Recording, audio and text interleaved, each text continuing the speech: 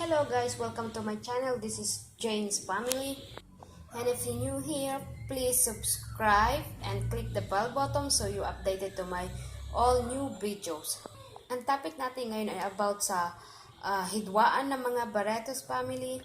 Ayan, ngayong mga nakaraang araw nga lang ay napabalitaan ng ama ng Barretos family ay pumanaw na. At kasalukuyan ito nakaburol ngayon at ikikremate ngayong hapon. Pero bago nga yan, nabalitaan nyo ba na nagkagulo ang magkakapatid at ang kanilang pamilya na ang kanilang hidwaan ay nauwi sa pisikalan, na kung saan si Claudine Barreto ay isinugod sa hospital dahil sa kanyang injuries. Tumanggap siya ng maraming pasa sa kanyang katawan at galos. Ayon sa mga saksi, nakita daw nilang na sinugod nila Marjorie Barreto at Julia Barreto at iba pang pamilya si Claudine Barreto at pinagsasaktan nila ito. At ngayon, biglang sinugod si Claudine Barreto sa isang hospital. Ayon sa hospital, kailangan daw magpahinga ni Claudine Barreto ng 3 araw dahil sa natamo nitong mga galos at pasa sa kanyang katawan. Samantalang si Gretchen Barreto naman at Marjorie Barreto ay nagsagutan sa social media. Sabi ni Gretchen Barreto, sasampahan niya ng kaso ang kanyang pamangkin na may dalang baril sa burol. At sabi naman ni Marjorie Barreto, ikakalat niya daw ang sekreto nila Gretchen Barreto at Claudine Barreto. Paano nga ba nagsimula ang hidwaan ng mga kakapatid? At pati ngayon ang kanilang magulang ay nadamay na din.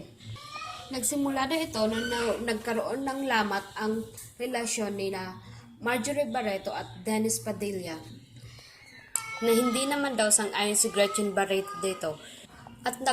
At nung naghiwalay naman si Claudine Barreto at Remark Santiago, kinampihan daw nila Gretchen Barreto at Marjorie Barreto sa Remark Santiago, kaya nagalit naman ang kanilang ina na kampi naman kay Claudine Barreto. At tinawag nga daw ito ng kanyang ina si Gretchen Barreto na sinungaling.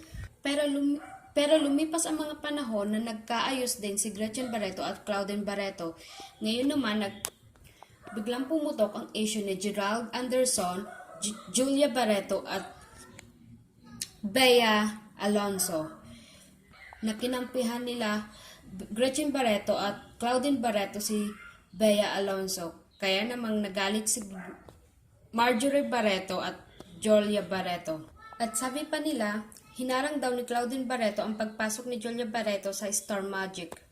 Kaya naman hanggang dulo ang galit ni Marjorie Barreto at Julia Barreto kay Claudine.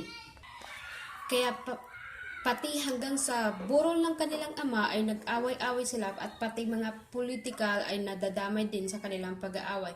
So, sabi ng mga politician, sana man daw kung mag-aaway man sila sa kanila lang na pamilya, hindi yung pati yung ibang tao ay nadadamay din. So ngayon, ihahain ni Claudine Barreto ang kanyang kaso sa mag-ina na si Marjorie Barreto at Julia Barreto para sa physical injury. Yan guys, hanggang dito na lang po yung update ko sa inyo. I-update ko po ulit kayo kapag meron po ulit na issue na lumabas dito sa Pamilya Barreto. Salamat po sa panonood at salamat po sa pakikinig. Thank you so much. Please subscribe and comment down below.